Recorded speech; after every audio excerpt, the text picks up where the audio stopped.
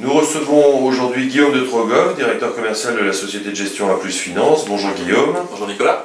Est-ce que tu peux nous présenter en quelques mots le FCPI A+ Innovation 2013? Bien sûr.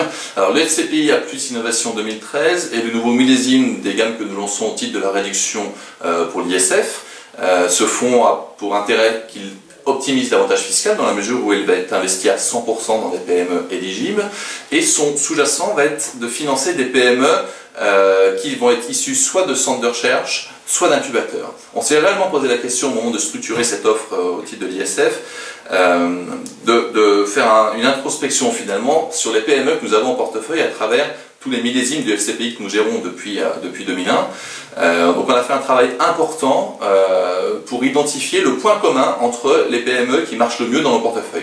Et finalement on est arrivé à la conclusion suivante, c'est que les PME qui marchent le mieux sont celles qui sont bâties sur du rocher.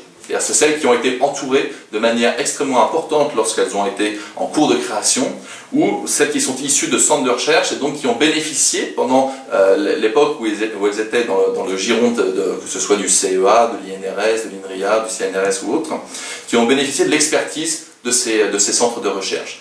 Donc le but pour nous, c'est de nous affranchir autant que possible du risque induit par des PME relativement jeunes et innovantes, en capitalisant sur celles qui auront bénéficié de l'expertise des centres de recherche ou bénéficié de l'expertise qui aura été apportée par des incubateurs, qu'ils soient étatiques ou privés, en Île-de-France ou en région, et qui vont avoir permis à ces fondateurs d'entreprises de bénéficier de l'expérience de gens dont c'est le métier, de leur éviter de commettre les impairs que certains peuvent commettre lorsqu'ils créent des entreprises. Donc voilà un petit peu le positionnement de ce fonds. D'accord. Alors, normalement, les FIP FCPI sont plutôt sur des augmentations de capital, et là, vous intervenez aussi sur les obligations convertibles.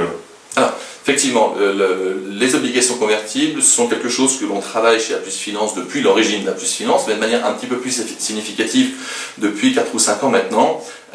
Nous allons, à travers ce fonds, utiliser les obligations convertibles, mais d'une manière différente de la manière avec laquelle on peut l'utiliser sur des fonds de dette pure, des fonds obligataires, comme ça peut être le cas du FIP A+ Transmission 2013. Là, le but de l'outil obligation convertible, c'est de se mettre d'accord sur la valorisation des PME que nous allons accompagner. Souvent, lorsqu'on identifie une PME dont on pense qu'elle va avoir un potentiel de développement significatif et que l'on se met à discuter avec le fondateur de cette entreprise, là où on ne se met pas forcément d'accord, c'est sur le prix de l'entreprise. Lui, il considère à juste titre que c'est la plus belle des PME, il s'y est beaucoup investi, et nous considérons que certes, elle a un intérêt, mais pas sur ces niveaux de valorisation-là. Donc ce que l'on fait, c'est qu'on reporte à quelques années dans le futur, donc à 2 ou 3 ans dans le futur, le mécanisme de valorisation du montant sur lequel on va investir dans la PME. On apporte le capital nécessaire, enfin la dette, on apporte l'argent nécessaire au développement de la PME, mais on va définir le montant, la valorisation de l'entreprise à une échéance